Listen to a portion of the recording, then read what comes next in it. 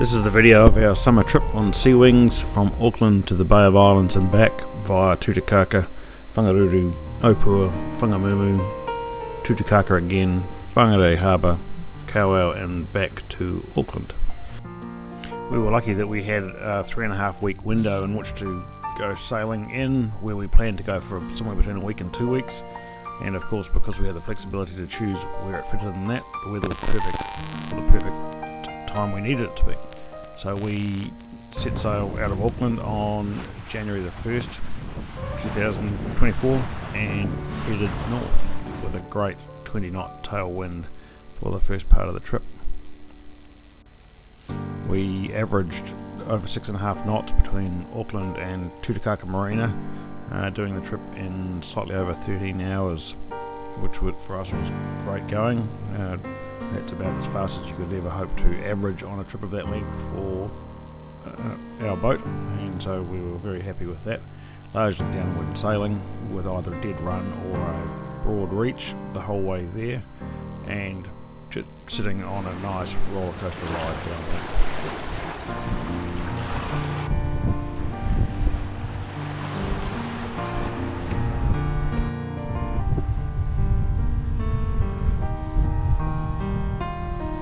After getting into the swing of the trip with some nice Genoa only sailing downwind, it was time to hoist the main and get a little bit of extra speed on. As is common with a lot of boats, SeaWings is pretty fussy in the quadrant between a broad reach and a dead run. If the main masks the Genoa on a run, it can flap and slat around and be a general pain in the butt. So we tended to do the whole trip in a series of broad reaches and dead run with wing and wing, which is a lovely point of sail, but it does require a little bit of keeping an eye on things to make sure you don't get any unintentional jibes on the rolling waves. Yeah.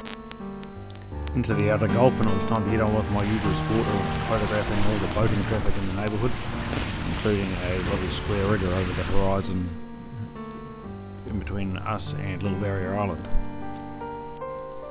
We carried on making great pace downwind towards Tutukaka, our destination for the night, with a little bit of an increase in the wind-driven chop coming behind us after the hen and chickens. We got nice and close to Sail Rock and the hen, which was a great experience, and always intrigued by the variety of shapes and figures that appear out of Sail Rock, from depending on which angle you look at it from.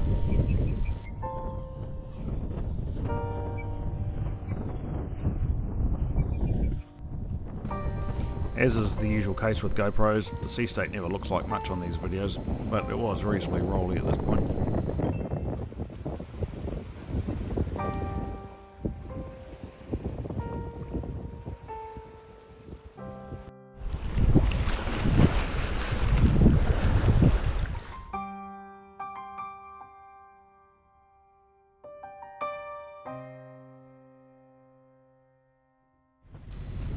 Into the gathering dusk, and it was time to drop the main. A general practice for night sailing is to use the Genoa as the driving sail wherever possible, as it's much easier to reef and furl at night than the main is, and always a concern working on deck, particularly in a rolling sea state in the dark, of what would happen if you go overboard. Particularly hard to find, so not an ideal outcome, so we tend to just use the Genoa to make life easy for ourselves. Into Tutukaka in the dark, and it was a bit of an experience coming to a marina for the first time in the pitch black, but in the end very easy to dock and tie ourselves off for the night and have a very relaxing sleep in the marina after a 13.5 hour run. The next morning we had breakfast with one of our sons and his partner, which was lovely, and then it was on up the coast. Our plan was to head for the Bay of Islands, but with a gentle 10 knot breeze behind us, fading away to very little in the afternoon, we ended up tucking into Whangarei for the evening.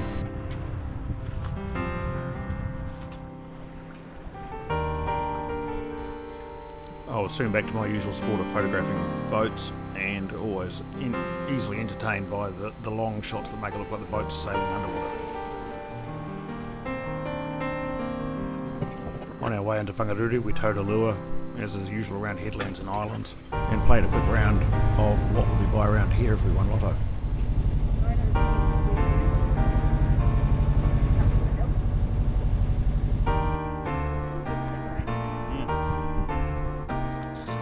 Into the harbour, anchored in a nice secure anchorage, it was time to put the sails to bed and enjoy the gathering twilight.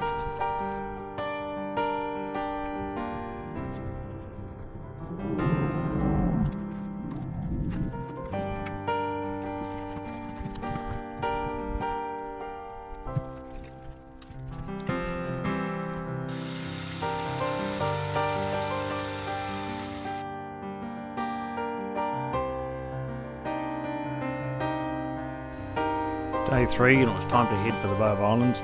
Again, light downwind sailing, a little bit of a chance for some Jenica action, but overall very light and a bit of motoring to finish. Retrieving the anchor on SeaWings is always a bit of a traumatic experience, as she can knock the bow a bit at times. One of the features I'm going to change in the refit that she's on the hard floor at the moment.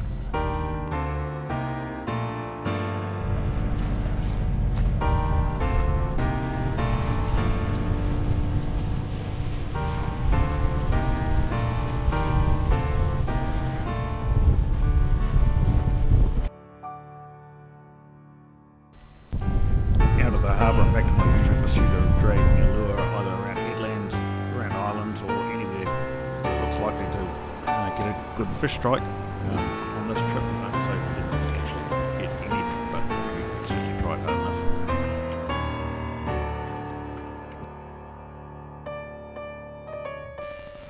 With it being downwind and super light, it was time to get out the Jenica and have a crack at that one. Up towards Cape Brett and the usual photos of the lighthouse and the hole in the rock, but for me the first time I'd done this in relaxed cruising mode. Prior to this I've only ever rounded it to port in racing conditions and rounded it to starboard hungover on the way home, so this was the first time to relax and enjoy the view.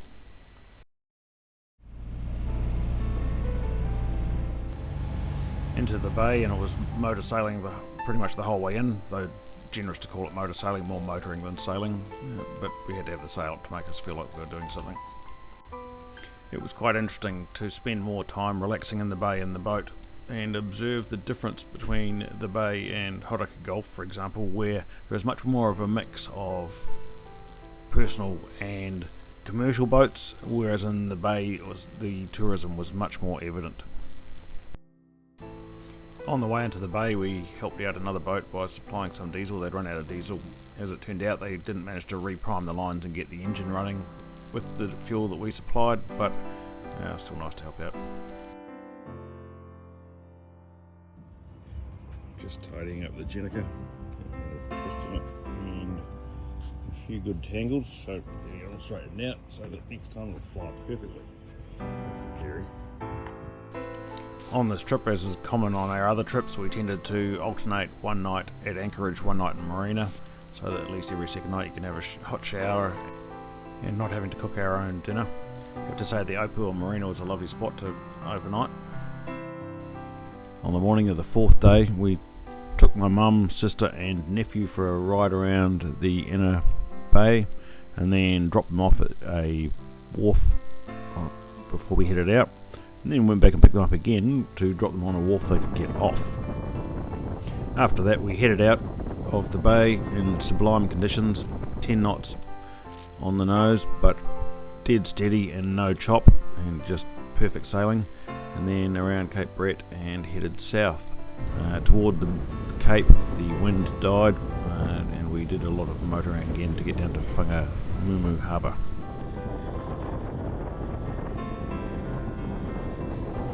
Continuing the old battle of yachts versus launches, we had this gem go past. It's a very wide angle camera, so it doesn't look particularly close, but it was actually very close to the boat and quite substantial wake from it. But you do what you do and you carry it on.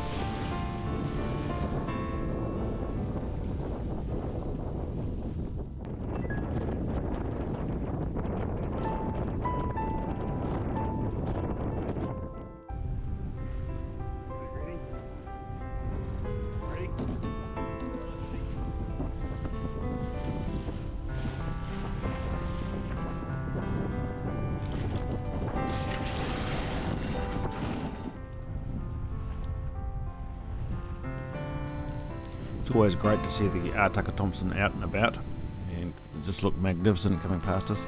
All sails set.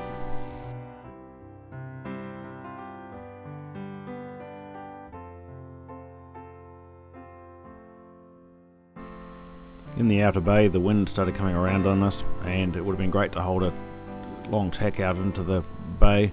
I discovered that the stress levels of the first mate tended to rise every time the bow was pointed towards blue water.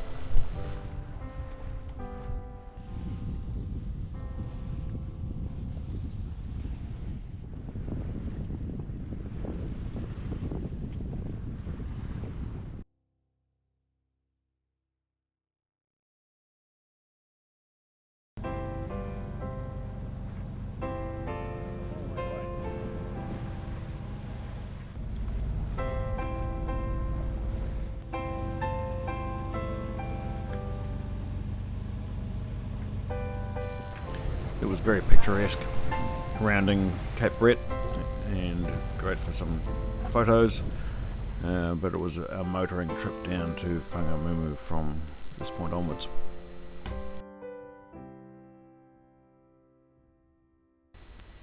Coming towards Whangarei, we came across this beauty heading into the bay as well, and then arrived into Whangarei with a fair crowd of other boats there. However, found a nice secure anchorage, a little bit of a roll but nothing major, and fished up for the night. Caught a couple of nice little pan-sized snapper for breakfast the next day, and called it a night.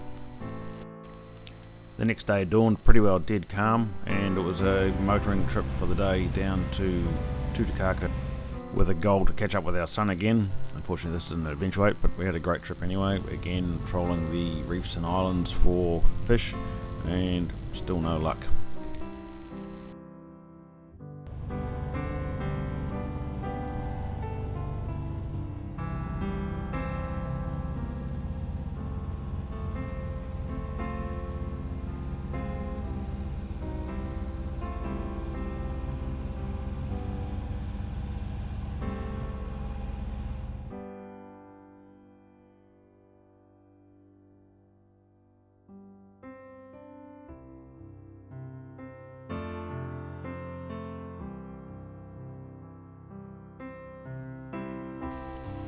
Down past the Gables and into Tutukaka, we took the opportunity to catch up with an auntie and uncle for the evening, which was lovely.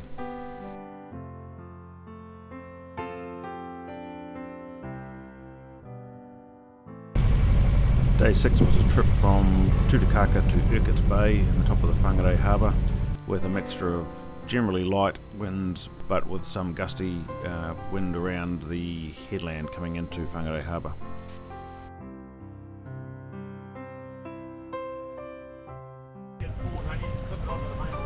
So you don't lose it. Okay. Yeah, a couple of turns around that wedge.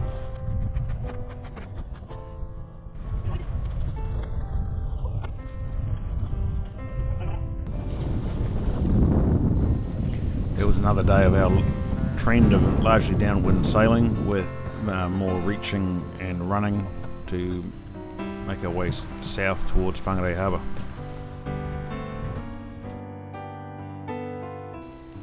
On the way south we passed HTML Kupara heading north, I think to go around Cape Dianga and head down the west coast to Dargawa, where she now has a home.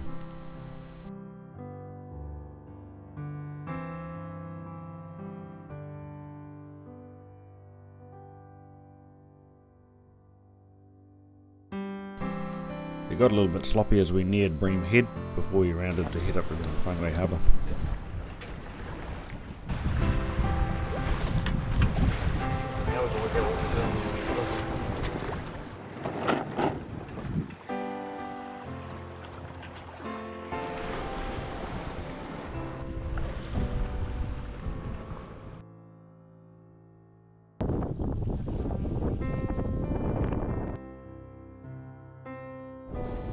Once we had rounded Bream Head, the sea state got very calm, but we did get hit by a couple of good little screeches of wind coming over the headland. As we came into Urquharts Bay, I had one last crack at catching something for dinner. It didn't eventuate this day, but then we anchored up for the evening and caught up with sister and brother-in-law and family in Urquharts Bay. And we had a relaxing evening with them at the shore before heading back out to the boat for a night's sleep in the bay. These days I'm a huge fan of the Anchor Watch app, which allows for very relaxed sleeping, knowing that if the boat drags its anchor or moves off position, we'll get an alarm to wake up. The next day it was time to take friends and family on boating adventures for the day, and while we were waiting for friends to arrive, we had the old debate about whether it was a wharf, jetty, pier or quay. In this case we think it was a wharf, pier, jetty. About the only thing I'm sure of in this debate is that none of the things that I referred to as a wharf as a child are actually wharves. This day also continued our unbroken stretch of never going away on SeaWings for more than an overnight trip without seeing dolphins. He's heading that way now.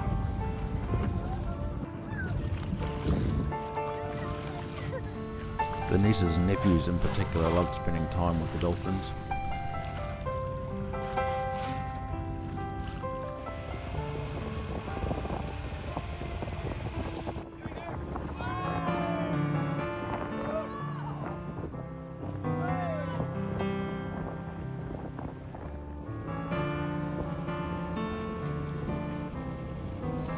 We then stopped for a fish and caught a couple of nice juicy little trevally, which made for a great fish dinner that night.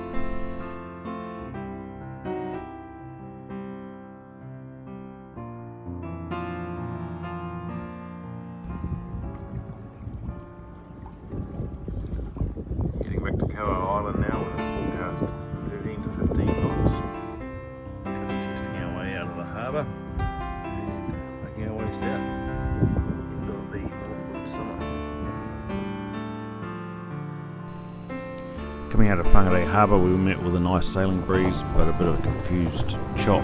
It was reasonably substantial, but nothing outside of SeaWings' capabilities. The first mate found it a little bit anxiety causing for this leg of the trip.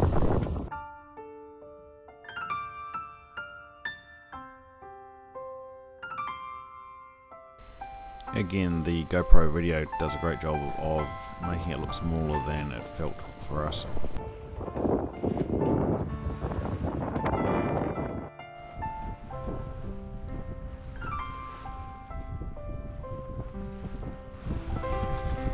Oh, do you want to flush the tank, honey?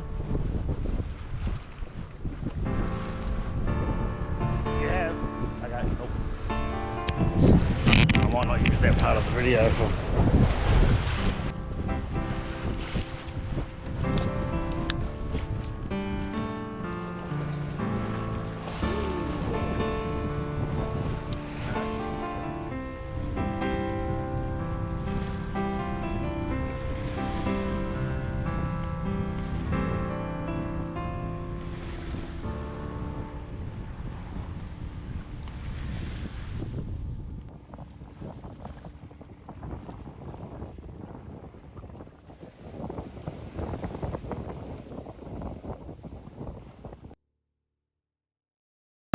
That's what the noise is. Let us come down. It had been down for a while. We've been trying to find the source of the unusual noise.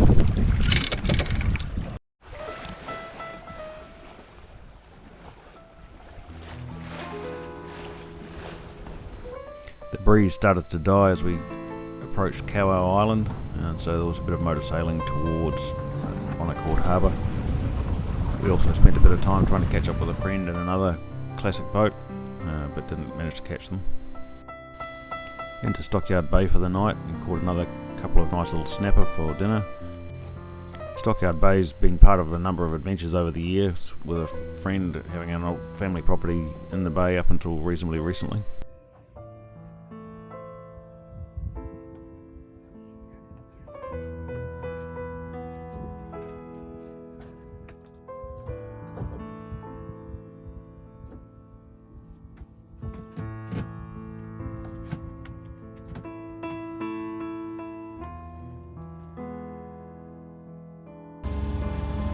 The next day a Pied Piper came past blasting loud music, and I was about to get grumpy until I realised that he was playing Dire Straits' Single-Handed Sailor and had to give him mad props for that. Then it was a brief stop to catch up with a bestie on Whangarei Peninsula, before we headed back into Auckland to fetch up in the marina.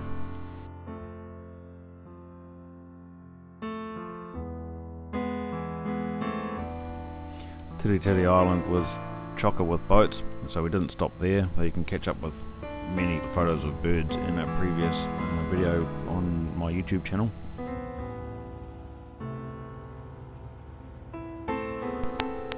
Then it was through the Tiri Channel and sights of Sky Tower in the distance, and our last leg back through the Gulf to home port.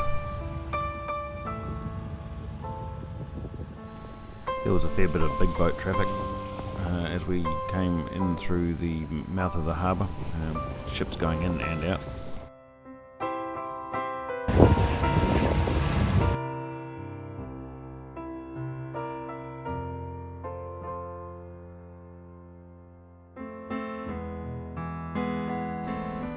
Then it was sails down and back into our marina berth, smooth as silk.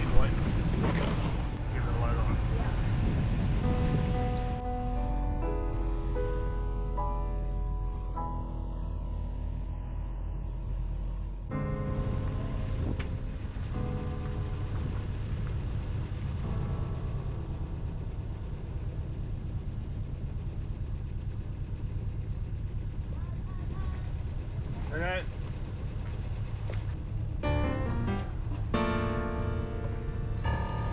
Actually, that's complete editorial fiction. Our first docking attempt was a complete fiasco.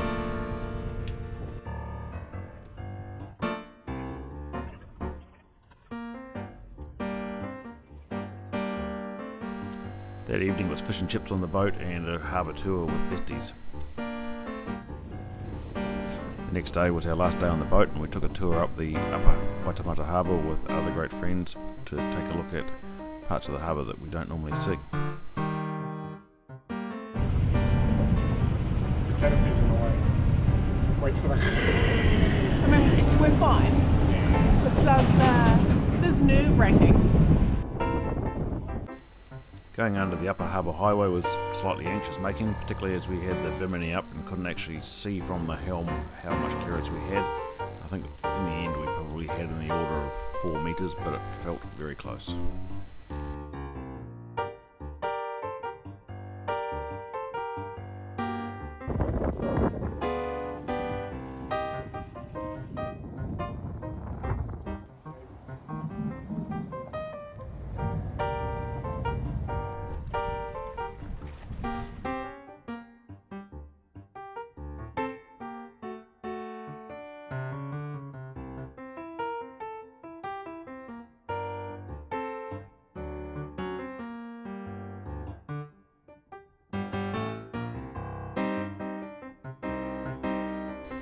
Then it was time to give the boat a wash and clean the sails and winterize the boat for an extended time back in the berth.